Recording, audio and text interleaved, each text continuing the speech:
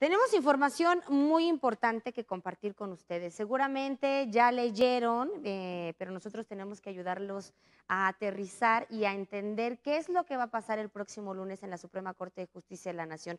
Se va a tomar una decisión muy importante porque uno de los magistrados está proponiendo un proyecto, está presentando un proyecto que propone eliminar la figura denominada prisión preventiva oficiosa. Se vota el lunes. Y a los minutos empezaron las réplicas, empezaron los comentarios en contra.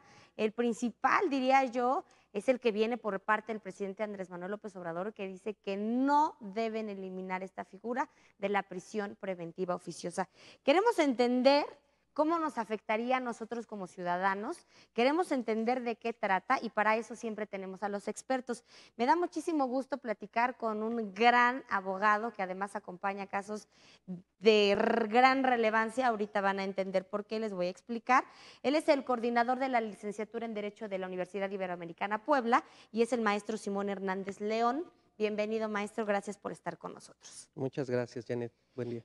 Mire, pues vamos, ahora sí que vamos a tener que empezar un poquito para que la gente entienda por qué está usted con nosotros, por el origen. Hay un caso que usted está acompañando y que se encuentra en la Corte Interamericana y que es el que está desencadenando este proyecto en la Suprema Corte de Justicia de la Nación.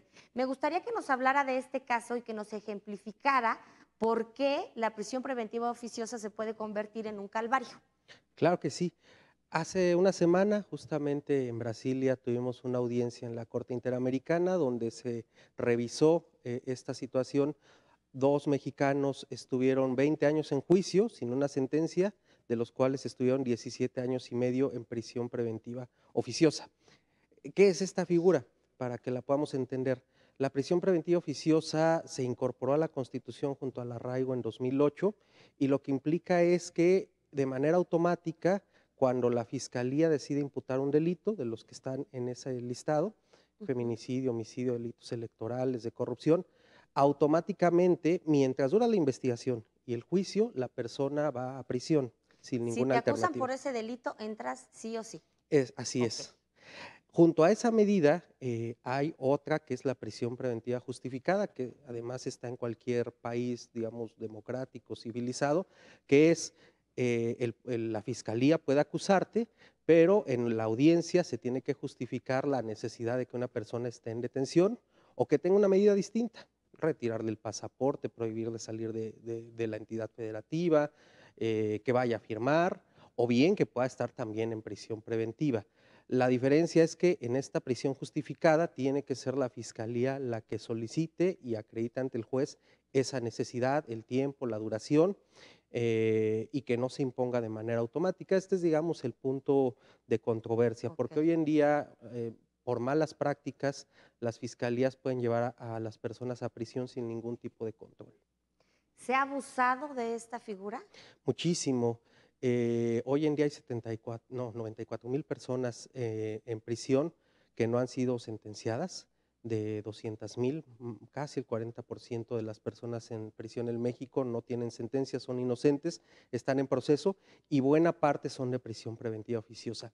Ok. En los últimos 2 años, desde el 2019, que se aumentaron varios delitos, y debo decirlo, hay por todos los partidos políticos, ha habido muchas más personas en prisión y sobre todo personas pobres, que eso es lo que a veces se deja de lado, Que su defensa pues está limitada, que ¿no? no tienen condiciones Sí. suficientes, pero además de delitos que a veces son absurdos o que incluso pueden ser fabricados, los delitos contra la salud están ahí. Entonces, si algún joven, la policía lo quiere extorsionar, le siembra Sembrado. droga, se van en automático ahora a prisión por esta condición de prisión preventiva oficiosa.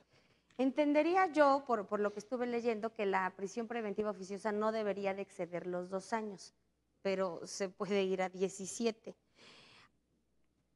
Estaría bien a lo mejor hacer una modificación, ¿no?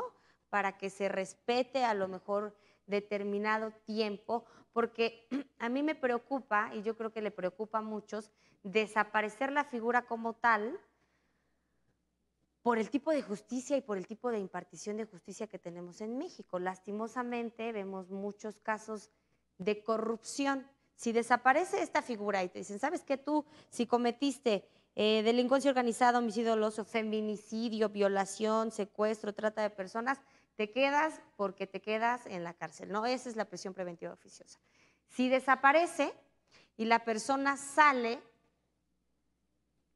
en el caso de un feminicidio a lo mejor no la mató, pero ahora sí la mata, ¿no? Ujú, Entonces, tenemos ese, por un lado yo veo la sociedad y el tejido social muy descompuesto como para ujú. de repente dar ese tipo de oportunidades a personas que cometieron, es que también son presuntamente cometieron ese delito. Y por el otro lado también veo muy complicado el tema de la corrupción en Ujú. nuestro sistema, porque sabemos que muchas veces las personas que se dedican a hacer esto tienen los recursos económicos para poder convencer a 2 que 3 personas en el camino de que pues no les impongan esta medida, ¿no? Sí, sí, desde luego hay una preocupación fundada, ¿no? De que pueda generarse más impunidad. Yo lo que diría es, no se le quitan armas al Estado, porque lo ha hecho el secretario de Gobernación. Ha dicho hace una semana, si le quitan esto al país, se acaba la política de seguridad. Eso es un análisis muy simplificado. La política de seguridad tendría que transitar por otras cosas, cómo Ok, fortalecemos a la policía, en fin, otras medidas. Pero en este caso, no existe un riesgo, digamos, de impunidad, porque la prisión preventiva sigue permaneciendo y existía y seguirá existiendo ujú, como justificada. ok, En el caso que mencionabas, si hay un riesgo para la víctima, para los testigos, si se amenaza a alguien, si hay el riesgo de que la persona por sus capacidades, relaciones políticas, condición económica pueda evadirse de la justicia, eso permite con esas condiciones imponerle la prisión preventiva. Entonces, ok, no existiría este riesgo. Y lo cierto además es que no hay una correlación, poniéndolo en términos de lo que el gobierno federal señala, ujú, entre tener más personas en detención y que disminuya la inseguridad. En realidad, hay más personas en la cárcel y hay más inseguridad. Esa medida no sirve para ok, disminuir la inseguridad y tampoco para garantizar, y esto es muy importante, que incluso teniendo, por ejemplo, al feminicida en detención, después de 6 meses se pueda lograr una sentencia exitosa. No mejora la investigación en realidad, ¿no? tampoco. Eso tampoco, y ese es el problema de tener, digamos, de manera automática, la fiscalía o las fiscalías se lo toman fácil, dicen ya lo tengo detenido, no investigo, no profundizo, no Hay que se preparo el quede. juicio y posiblemente cuando lleguen a juicio va a salir absuelto. Entonces, ese es otro tema importante de cómo se construyen capacidades para las fiscalías para evitar la impunidad, que es lo que todos queremos. Y entonces este argumento que nos está dando el gobierno federal de seguridad, que lo está relacionando directamente con ese tema, lo tendremos que ver aislado, ¿no? Su política de seguridad y sus estrategias de seguridad, perdón, no tendrían que tener una relación con esto. Esta es No. la manera de operar ya del sistema de justicia, ¿no? Sí, y con el riesgo de llevar a personas inocentes por mucho tiempo a prisión, a personas pobres a prisión, y paradójicamente hoy en día esta administración está defendiendo una medida que llegó a la Constitución con el gobierno que más critica, el de Felipe Calderón. Entonces, la política de seguridad ha estado militarizada y con este tipo de medidas que no garantizan para nadie, ni para la víctima, ni para los acusados, que haya justicia, ¿no? Esto sí debe ser claro. Y además, insisto, si se quitara la prisión preventiva oficiosa, como parece ser que lo está perfilando la Suprema Corte, habrá prisión preventiva justificada, como en cualquier país Ujú, del mundo, ¿no? y Eso seguirá. no tendría mayor impacto.